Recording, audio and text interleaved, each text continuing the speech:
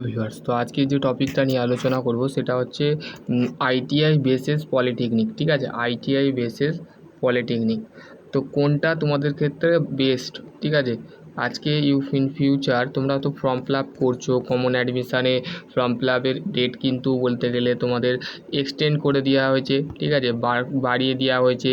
সেটা কি পোস্টপোন করা হবে না ক্যান্সেল হবে, না ডেটটা সেই রকমই থাকবে, তো না এর আগেও ডেট বাড়ানো হবে, মা এইটাকে সিস্টেমটাকে নিয়ে কি সত্যি সত্যি খেলা করা হচ্ছে নাকি না সত্যি কোনো একটা ফেক প্রমোট পাওয়ার জন্য স্টেট কাউন্সিলিং এসব করছে। তো সেই ক্ষেত্রে আমি বলবো তোমাদের, তো আজকের টপিক হচ্ছে, দেখো তোমাদের প্রথমে হচ্ছে আইটিআই জিনিসটা কি, প্রথমে তোমাদের জানতে হবে। ঠিক আছে, আইটিআই জিনিসটা কি, আইটিআইয়ের মধ্যে কি করানো হয়, আইটিআই করার পর তুমি কি কেমন জব পেতে পারো, তো সেই ক্ষেত্রে আমি সেই টপিক নিয়ে ডিসকাস করব। তো অবশ্যই ভিডিওটা দেখবে। ঠিক আছে, দেখো আইটিআই হচ্ছে ইন্ডাস্ট্রিয়াল ট্রেনিং ইনস্টিটিউট। ঠিক আছে, মানে ইন্ডাস্ট্রিয়ালে যে সমস্ত একটা ট্রেনিং করানো হয়। ঠিক আছে, ইন্ডাস্ট্রিয়াল ট্রেনিং ইনস্টিটিউট মানে যে ইনস্টিটিউটের মধ্যে তোমাদের একটা ট্রেনিং করানো হয়, ট্রেনিং প্রোভাইড করা হয় না, যেটাকে কারিগরি শিক্ষা বলা হয়। ঠিক আছে, কারিগরি বাংলায় আমাদের বলা আছে কারিগরি শিক্ষিকা অ্যান্ড শিক্ষা প্রশিক্ষণ কেন্দ্র। ঠিক আছে, যেখানে আমাদের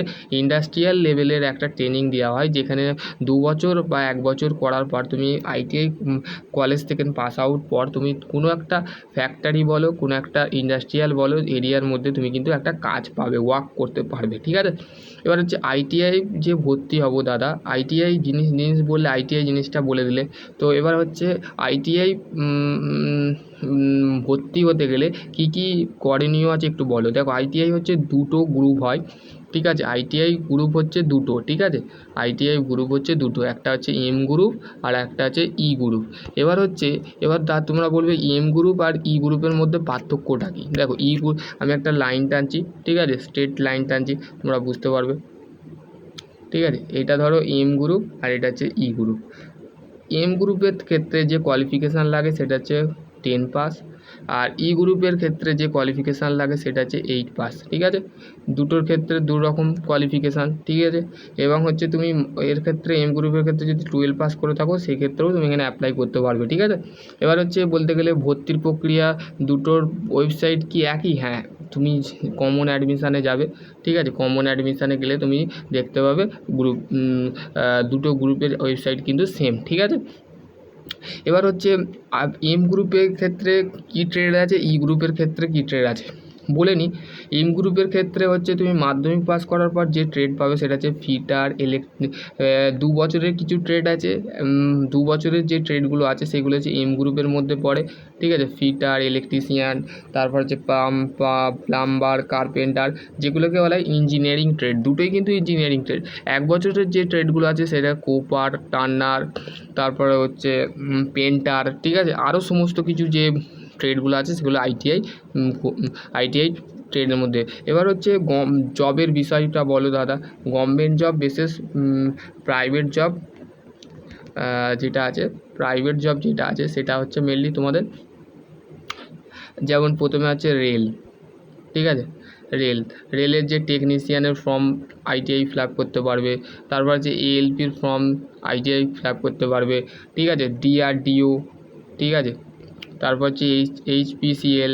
ঠিক আছে, তারপরে হচ্ছে তোমাদের আইওসিএল। ঠিক আছে, এগুলো হচ্ছে তোমাদের কী হবে, গভর্নমেন্ট জবের ক্ষেত্রে তোমাদের এইটা। এবার হচ্ছে প্রাইভেটের ক্ষেত্রে কিছু কিছু সংস্থা আছে যেগুলো তোমরা আইটিআই করার পর, কিন্তু যেমন টাটা স্টিল, তারপরে হচ্ছে তোমাদের আরও আছে যেখানে ফিটার নেওয়া হয়, যেমন খড়গপুরে একটা ইন্ডাস্ট্রি আছে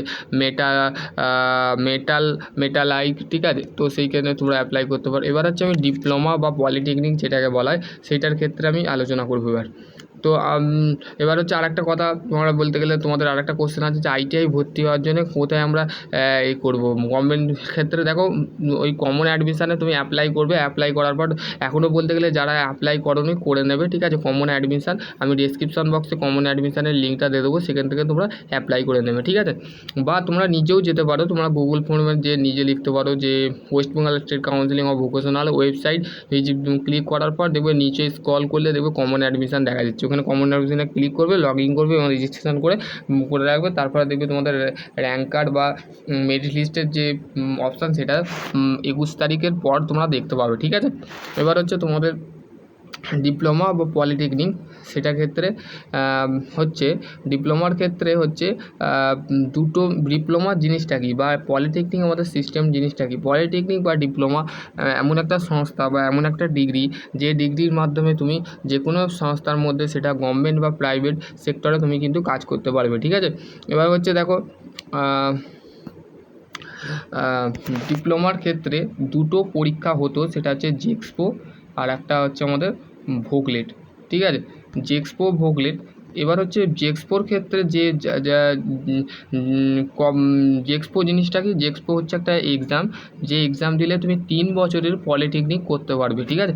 আর ভোগলেট মানে হচ্ছে তুমি 2 বছরের ভোগলেট দিলে 2 বছরে তুমি পলিটেকনিক করতে পারবে। এবার 2 বছর আর 3 বছরের মধ্যে পার্থক্যটা কি, 3 ইয়ার্স বেসিস 2 ইয়ার্স। তো এর মধ্যে পার্থক্যটা হচ্ছে তুমি ধরো 3 বছরের জন্য তোমার যে কোয়ালিফিকেশান লাগবে সেটা হচ্ছে মাধ্যমিক পাস, আর 2 বছরের জন্য যেটা হচ্ছে সেটা হচ্ছে এইচএসে তোমার ভোকেশনাল থাকতে হবে এবং আইটিআই থাকতে হবে, ঠিক আছে। যারা আইটিআই করেছো তারা একমাত্র 2 বছরের ভোগলেট দিয়ে কিন্তু তারা ভোগলেট দিয়ে হোক তারা কী করবে, ভোকেশনাল এবং হচ্ছে তারা 3rd সেমে ঢুকে যাবে, ঠিক আছে। পলিটেকনিক 3rd সেম আছে, সেই সামনে তাকে কটা সেমিস্টার পড়তে হবে, দুটোর ক্ষেত্রে 3 বছর হলে 6টা সেমিস্টার পড়তে হবে, 6 সেম, ঠিক আছে, 6টা সেমিস্টার। আর 2 বছর হলে 4টে সেমিস্টার কমপ্লিট করতে হবে, ঠিক আছে। কমপ্লিট করার পর তোমাকে একটা ডিগ্রি প্রোভাইড করা হবে, সেটা কিন্তু এআইসি অ্যাপ্রুভ থাকবে, ঠিক আছে। এবার হচ্ছে তোমাদের যেটা থাকবে সেটা হচ্ছে নেক্সট যেটা আছে সেটা হচ্ছে পয়েন্ট হচ্ছে গভর্নমেন্ট জবের ক্ষেত্রে অপরচুনিটি কার বেশি, মানে কোন। এবার হচ্ছে ডিপার্টমেন্টগুলো বলে নিই, তারপর জবের কথাটা বলছি। ডিপার্টমেন্ট হচ্ছে সবথেকে বেস্ট ডিপার্টমেন্ট হচ্ছে মেকানিক্যাল, ঠিক আছে। তারপর হচ্ছে ঠিক আছে, ইলেকট্রিক্যাল ইঞ্জিনিয়ারিং, ঠিক আছে, ইসি ইলেকট্রনিক্স কমিউনিকেশান ইঞ্জিনিয়ারিং, ঠিক আছে। তারপর হচ্ছে সিএসটি, ঠিক আছে, এটাও ভালো ডিপার্টমেন্ট। তারপরে হচ্ছে তোমাদের সিভিল, ঠিক আছে। তারপর হচ্ছে মেকাট্রনিক্স, ঠিক আছে। তারপরে আরও সমস্ত যে ইত্যাদি ইত্যাদি যে ট্রেডগুলো আছে সেগুলো তোমরা খেতে পারো। এবার হচ্ছে জবের বিষয়টা বলে নিই। জবের ক্ষেত্রে যে অপরচুনিটি আছে সেটা হচ্ছে তোমাদের 100 to 100 জব, যেমন ডিআরডিও, ঠিক আছে, আইওসিএল, ঠিক আছে, আরআরবি, জেই, রেলের যে জুনিয়র ইঞ্জিনিয়ারিং পোস্ট আছে সেখানে তোমরা যেতে পারবে। তারপর হচ্ছে এসএসসি, জেই, এই যে সমস্তগুলো যেগুলো এক্সাম আছে। তারপর হচ্ছে রেল, ভেল, সেল যেগুলো আছে সেইগুলো কিন্তু আমরা ফিল আপ করতে পারবো। তো আমি এখানে আজকে ভিডিওটা এখানে এড করছি, ঠিক আছে। তাহলে পলিটেকনিক এবার ডিপ্লোমা রিলেটেড যদি আরও কোনো কোশ্চেন থাকে তো অবশ্যই কমেন্ট সেকশন করবে।